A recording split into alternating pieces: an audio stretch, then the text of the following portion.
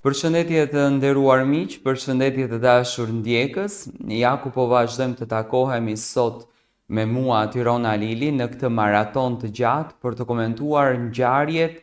diskutimet, dinamikat që po ndodhin në shtëpinë e Big Brotherit. Tashmë ju të gjithë e dini se më datën 19 prill do të jetë finalja e këtij spektakli. Një 3 mujor i mbushur me ngjarje, një 3 mujor i mbushur me emocione, lot, gëzim, dhimbje, sfida, vendime të paimagjinueshme dhe të papritura. Do me thënë,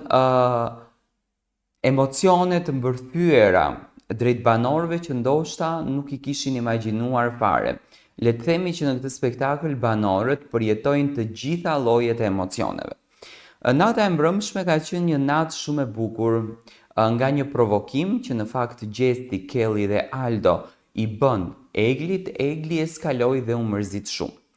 Gjesti dhe Egli po debatonin për një menaxherin e saj, për një menaxherin e tij në fakt, që Egli e kishte sjellë si informacion nga jashtë, duke e përdorur këtë gjën brenda në shtëpinë e Big Brotherit. Gjesti është një aktor i shkëlqyer kur dëshiron që të bën një diçka, unë kam thënë se Gjesti është i lindur për këtë lojën, dhe filloi të debaton me Eglin, do me thënë as nuk e linte Eglin që të ikën, i shkonte nga mbrapa, por as nuk e linte që të qëndron. Por çfarë arrita unë të kuptoj në këtë debat? Duke analizuar mirë veprimet, duke analizuar mirë situatën dhe duke analizuar mirë ngjarjen se si po veproheshte, se si po bëhej ngjarja, arrita të kuptoj që Egli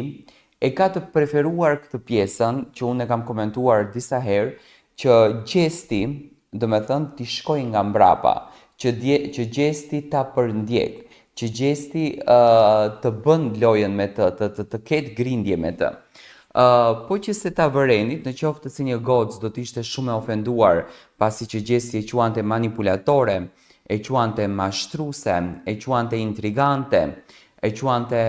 femër të pacip, pashtyll kurizore e cila përdorën çdo lloj informacioni për ta bërë Gjestin xhelose dhe për të luajtur me Gjestin në lojë fliqur, do me thënë kjo ishte një gënjeshtër e stajuar nga Gjesti. Egli shkonte në dhomën e gjumit, Gjesti shkonte nga mbrapa, Egli shkonte në lavanderi, Gjesti shkonte nga mbrapa, nga lavanderia kalonin në living dhe do me thënë bëj një lloj trekëndshi mes banorëve për atë se çfarë po ndodhte.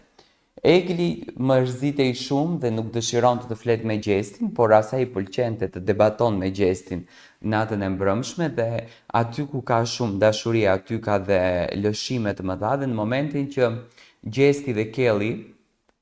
u shtrin në living, Gjesti tha që do t'ja them, sepse më vjen shumë keq ta shoh Eglin kështu të mërzitur. Dhe Gjesti vajti te lavanderia, atje ku Egli po rinte, dhe ja tha. Aty pash një lloj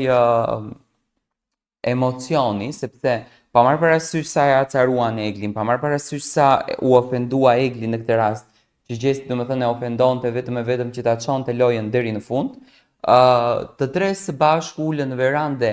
Egli nuk e ignoron Gjestin, në kuptimin që do me thënë e bëre këtë gjën dhe nuk dua më prej tani të më flasësh, nuk dua më prej tani të merrem me ty, nuk dua më prej tani të krijoj situata me ty, por përkundrazi, Egli është ajo që prap vazhdon, do me thënë të ndan momente me Gjestin, të ndan emocione me Gjestin, të ndan situata me Gjestin dhe kjo e bën situatën pak më interesante. Unë mendoj që Egli dhe Gjesti shumë shpejt do t'jenë bashkë, mbrëm kam parë shumë pika tek ato që në fakt më kanë lënë që të dyshoj. Dua të marr mendimin tuaj për këtë raport.